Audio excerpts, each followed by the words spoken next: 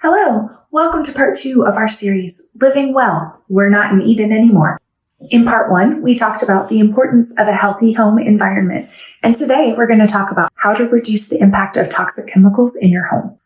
You'll learn how to switch out potentially harmful chemicals so that your family can breathe easier, sleep better, and so much more. I've helped dozens of families to create a cleaner home environment and to experience transformation within their wellness and health. So let's get started. Oh, I almost forgot. Don't forget to click the subscribe button below and hit the bell to receive notifications every time a new video goes live. At first, it may seem impossible to have a chemical-free home, and technically chemical-free is impossible because there are lots of naturally occurring chemicals within our environment. So when I use that term, I'm referring to the toxic chemicals that can have a negative and harmful impact on your body. But don't get overwhelmed because today we're going to talk about those small, simple changes that can have a huge impact. The first step to a chemical-free home is to simply become aware, to notice the chemicals around you and notice what may in fact be harmful. You are already becoming aware of the impact of potentially harmful chemicals by watching the first part of this series.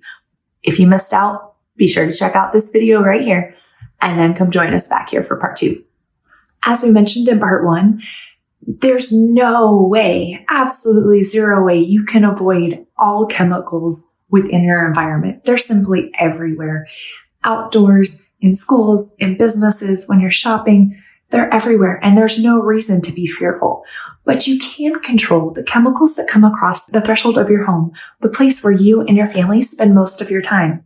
So be sure to take the time to educate yourself on the ingredients and products that you should avoid. And be encouraged, there's nobody that has the entire list of harmful chemicals memorized. There's an app for that.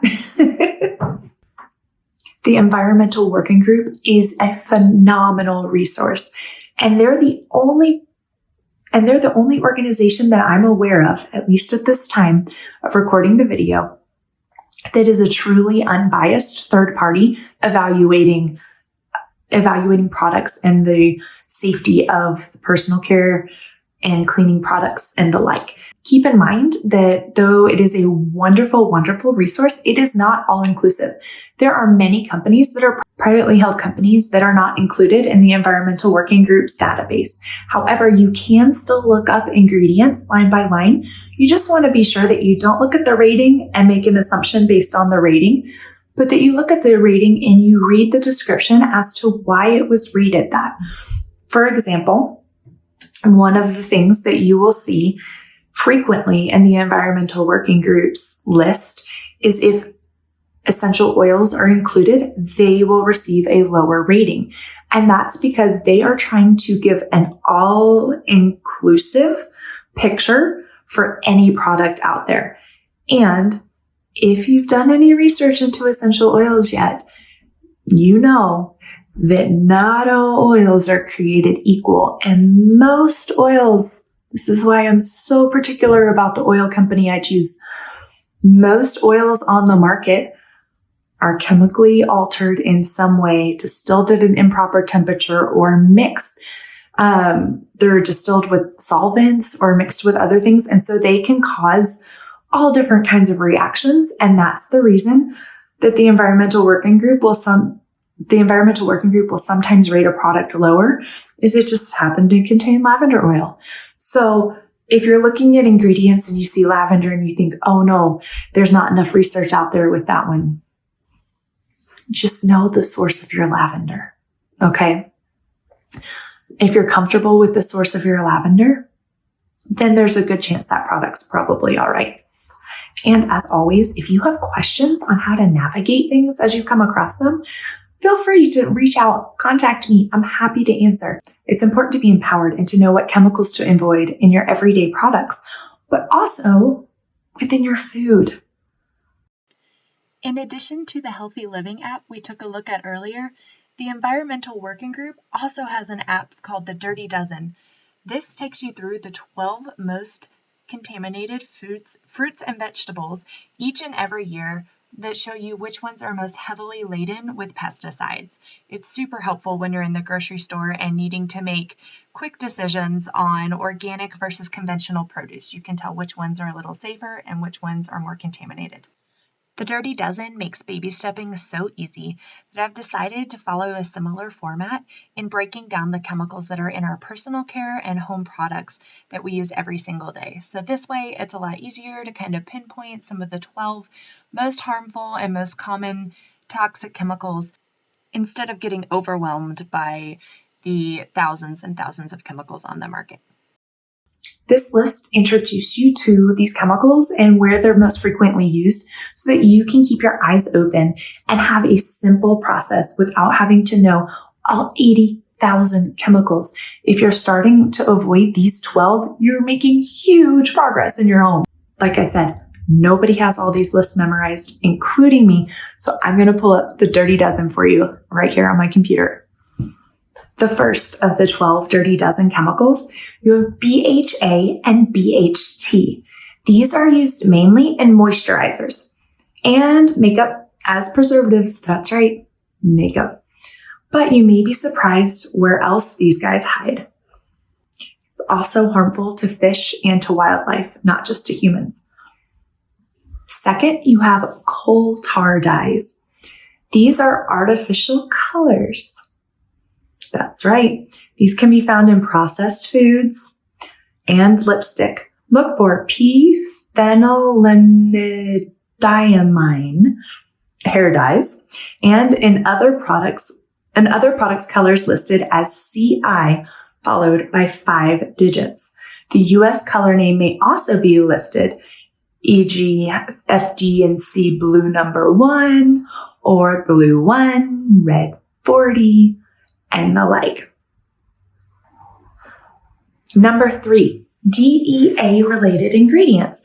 These are used to make cosmetics creamy or foaming products, such as moisturizers and shampoos. They're not in everything that foams or is creamy. That's why you want to look at the ingredient list. But they also act as a pH adjuster. They're found in sunscreens, soaps, cleansers, and shampoos. Acute toxicity to aquatic organisms and potential for bioaccumulation in the body are the reasons that this is flagged. Number 4, you have dibutyl phthalate, or DBP, is used mainly in nail products as a solvent for dyes and as a plasticizer that prevents nail polishes from becoming brittle. DBP is also commonly used in polyvinyl chloride plastic, PVC, to make it flexible. Right? Crazy, right?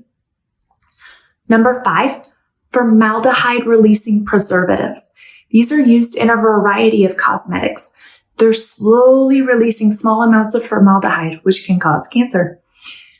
These formaldehyde-releasing agents are also used as preservatives in a wide range of cosmetics.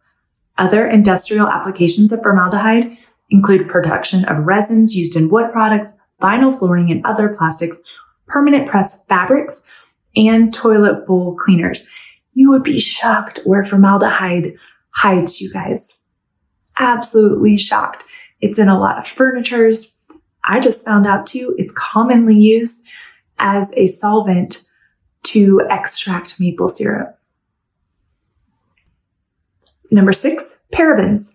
These are used in a variety of cosmetics as preservatives. They're suspected endocrine disruptors and may interfere with male reproductive functions. Parabens are the most widely used preservatives in cosmetics. They're also used as fragrance ingredients, but consumers won't find that listed on the label because all it has to say is fragrance, and it's proprietary. So you have no idea what's included in that fragrance, even if it says naturally occurring fragrance or fragrance from, even say it just says fragrance from essential oils on the label. You don't know the quality of those oils or the other ingredients also included along with those oils. Speaking of fragrance, number 7, Parfum, aka fragrance. They're used interchangeably within labeling. This is any mixture of fragrance ingredients used in a variety of cosmetics, even in some products on the market that are listed as unscented. Now, I won't get started on my marketing soapbox as far as labeling things unscented and still including fragrance. I just won't go there. We'll continue. Some fragrance ingredients can trigger allergies and asthma.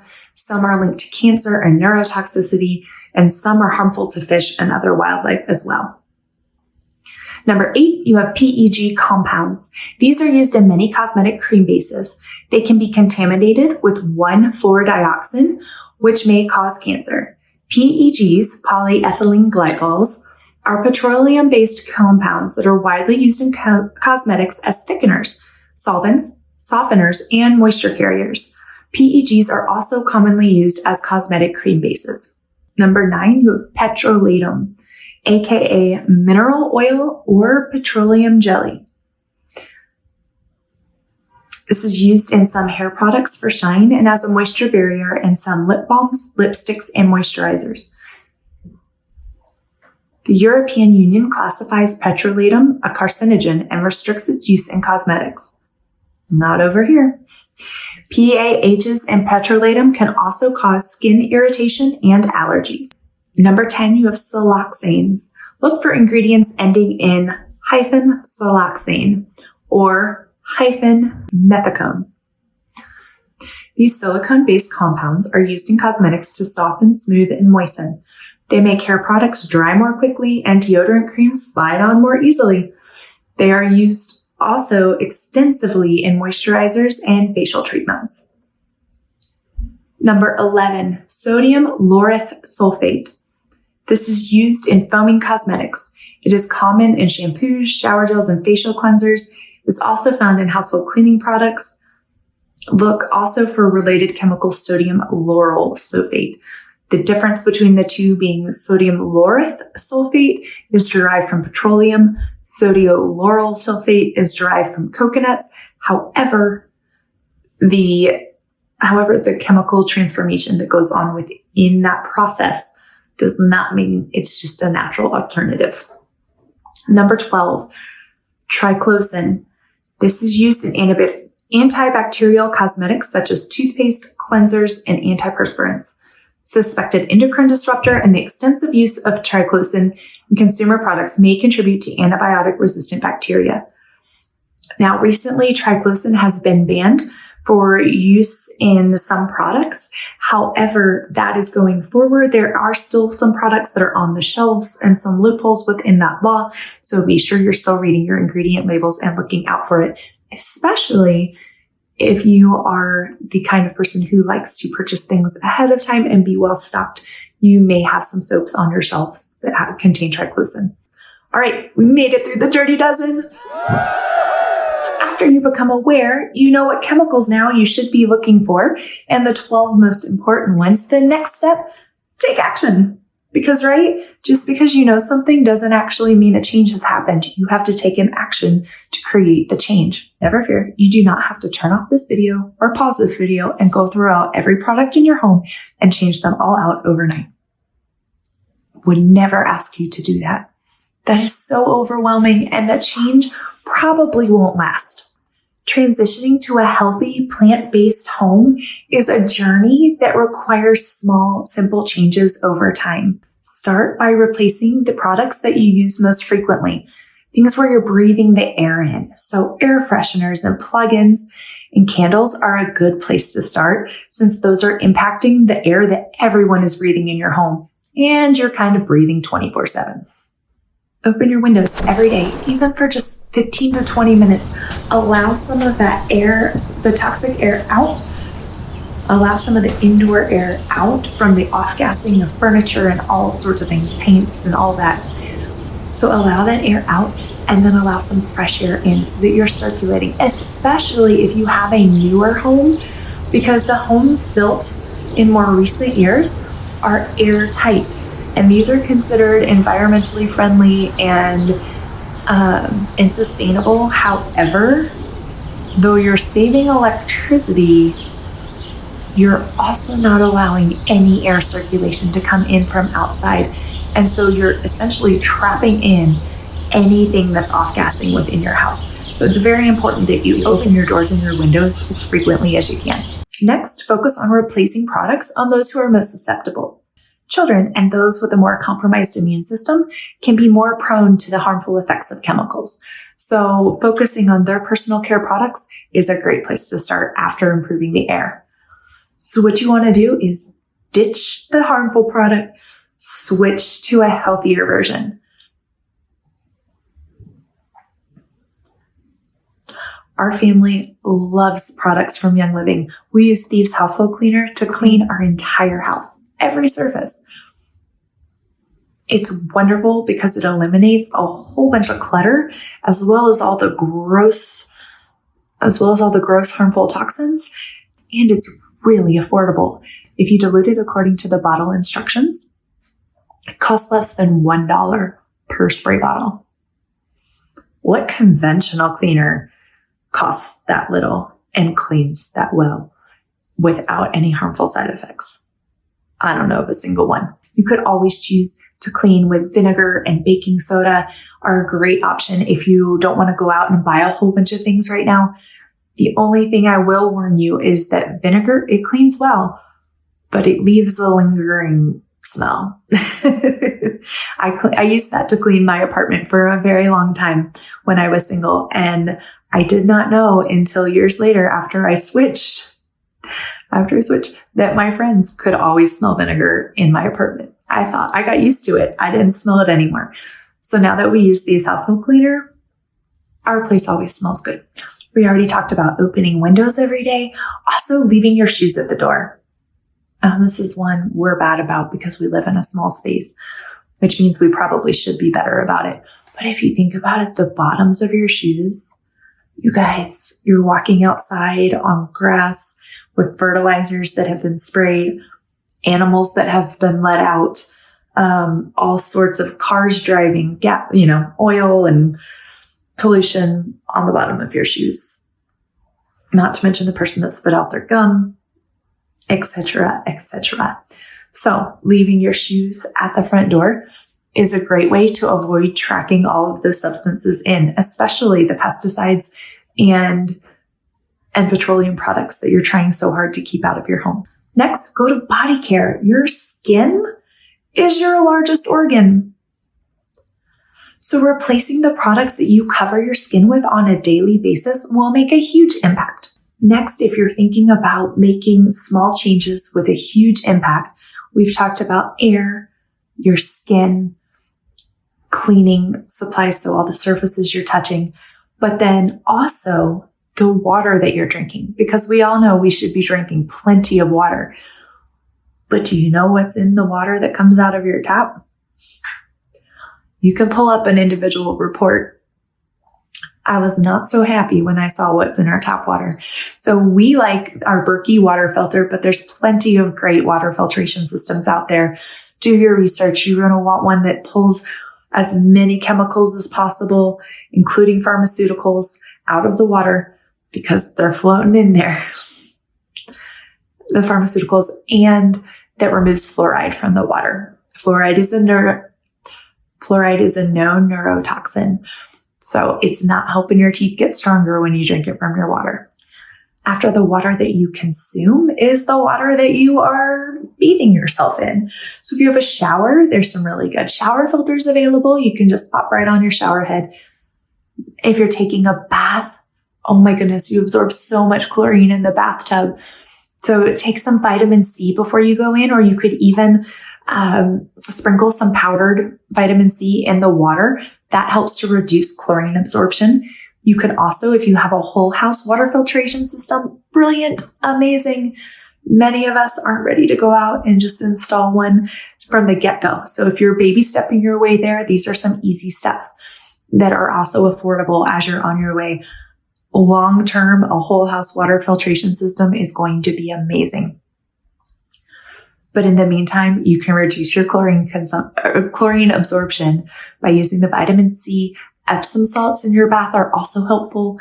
And geranium is another And geranium essential oil actually helps as well. So we like to apply geranium essential oil to our palms before and after getting in large bodies of chlorinated water.